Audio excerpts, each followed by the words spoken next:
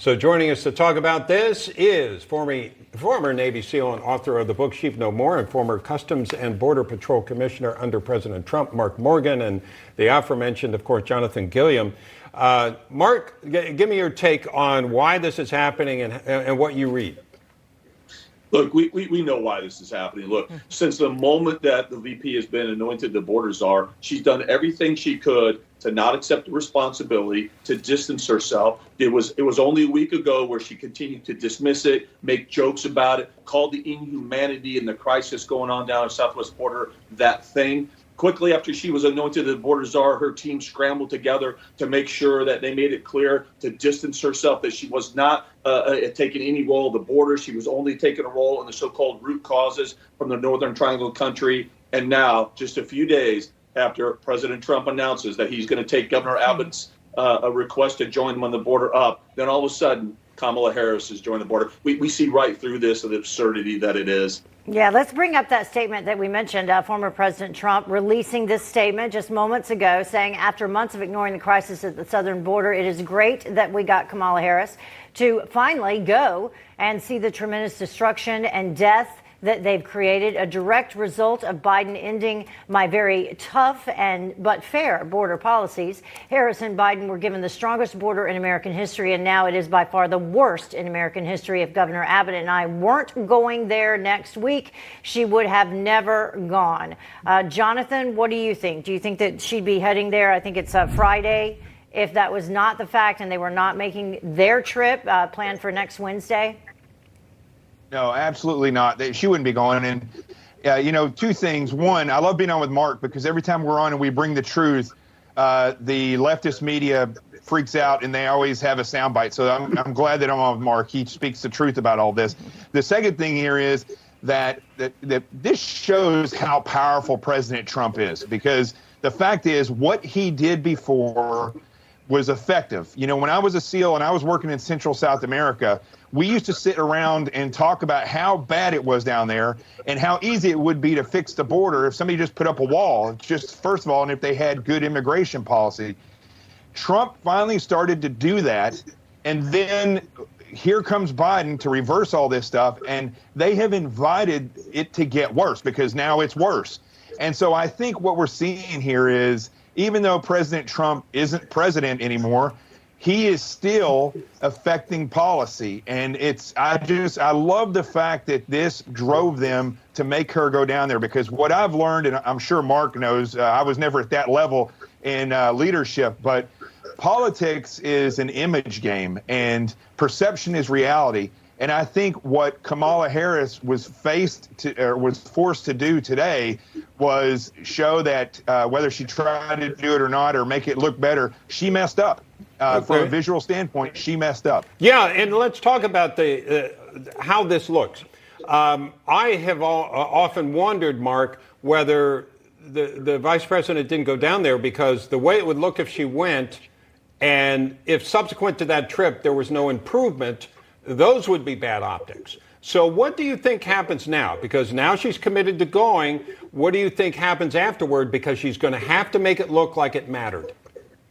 Yeah, so you're spot on. First of all, everything Jonathan just said is absolutely correct. John, I'll join you anytime. Look, here's what we know is not going to happen. One, she's not going to take responsibility for the crisis this administration created. She's not going to take ownership. She's going to continue to blame the Trump administration. She's going to continue to lie to the American people about how this administration dismantled the Trump policies that were effective, as Jonathan described. Look, we know that that's going to happen. She's not going to ask the border security experts hard, direct, substantive questions about the need for the wall. She's not going to talk and ask questions about the inhumanity that's going on at our border. That Border Patrol have arrested over 7,000 criminal aliens. That right now, over 200,000 gotaways. 200,000 gotaways because of our open border policies, because Border Patrol resources are strained and a large area of the borders are being open. And those 200,000, that's where we have criminal aliens that are rapists, murderers, gang members. She's not going to ask substantive questions about that, and nor will she talk about that to the media. And what I hope at a minimum, she's going to go down there and thank profusely the dedicated, brave men and women, Customs and Border Protection, because every single day, although they've created this crisis, they're getting up every single day protecting our nation's borders. I hope at a minimum she at least thanks them. Yeah, it's interesting because we do know not a whole lot about her visit, but Jonathan, she will be there with Secretary Mayorkas, who has been down there plenty of times so far. So it'll be interesting if they actually go to a border facility, because we do know his last trip there, he didn't apparently leave the airport.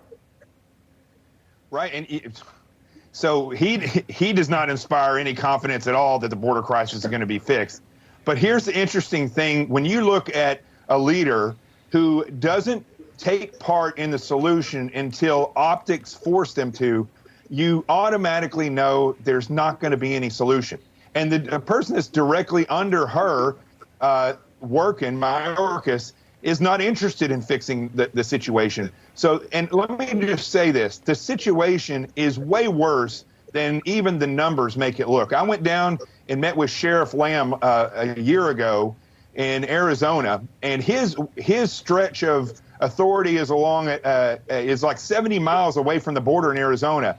And every 3 feet, we looked at several different places on this 80-mile stretch of road. Every 3 feet where we got off and looked, there were at least 3 backpacks, water bottles, and twine where they had brought in drugs and various other things. So you're looking at billions of dollars of drugs and literally hundreds and hundreds of thousands of people that are never counted because they're not caught.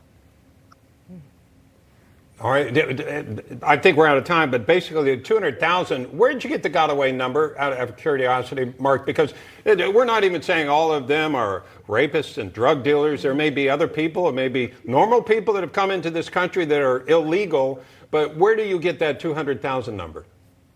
From the United States Border Patrol. Look, they have a methodology that they track exactly how many individuals that they got away. And so while you're right, I'm not saying that all 200,000 are criminal aliens, but look, make no mistake, a large percentage of them are. And we're not talking about that enough. Look, I'm here in Phoenix at the National Sheriff's Association. I'm talking to sheriffs every single day, just as Jonathan. Mm-hmm. And I'm telling you, the one theme here is that this is not a border issue only. Mm-hmm. Every town, city, and state in this country is a border town, city, and state. And that's what the sheriffs are saying. That's what we've been saying for a long time. Right.